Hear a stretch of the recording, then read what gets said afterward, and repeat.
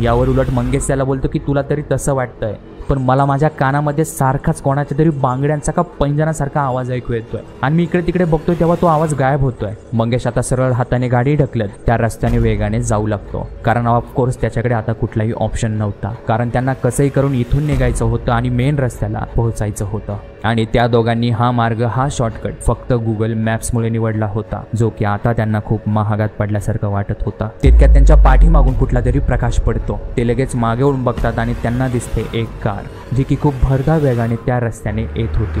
ते दोघेही त्या कारला हात करतात, पण ती कार खूपच स्पीडमध्ये असते।